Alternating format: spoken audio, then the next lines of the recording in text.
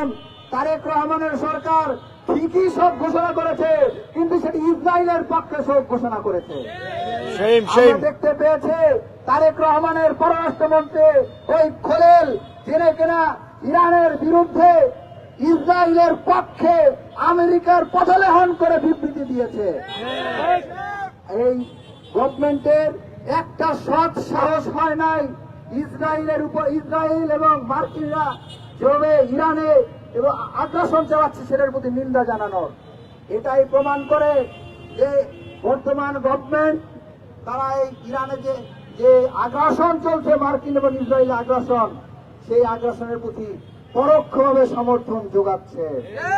আমরা আহ্বান জানাবো, ইসরায়েল প্রীতি ছাড়ুন। একজন ইসরায়েল প্রীতি করতে যে পাসপোর্ট থেকে অ্যাকসেপ্ট ইসরায়েল কথাটি তুলতে যে আজকে তাকে ভারতে যে আশ্রয় নিতে হয়েছে।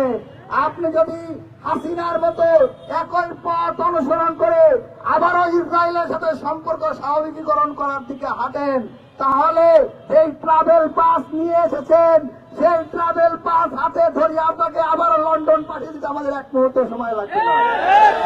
আমরা আজকের এই সমাবেশ থেকে আহ্বান জানাবো, কাল বিলম্ব না করে বাংলাদেশের শান্তিপ্রিয় মানুষের যেই সিম্প্যাথি, যেই অনুভূতি, সেই আবেগ অনুভূতির প্রতি সম্মান জানিয়ে ইমাম খোমেনির শাহাদাতের প্রতি শোক জ্ঞাপন করুন এবং শোক জানিয়ে বিবৃতি প্রদান করুন। মার্কিন আগ্রাসন এবং ইসরায়েল আগ্রাসনের বিরুদ্ধে নিন্দা জানিয়ে বিবৃতি প্রদান করুন। এই আহ্বান জানিয়ে আমার বক্তব্য এখানে শেষ করছি। আমরা ইমাম হুসাইনের সন্তান, আমরা ইমাম হাসানের সন্তান, আমরা শহীদ হব, কিন্তু আমরা মাথা নত করব না। যতক্ষণ পর্যন্ত ফিলিস্তিন মুক্ত না হবে ততক্ষণ পর্যন্ত আমাদের লড়াই চলবে। সবাইকে ধন্যবাদ। ইনকিলাব জিন্দাবাদ।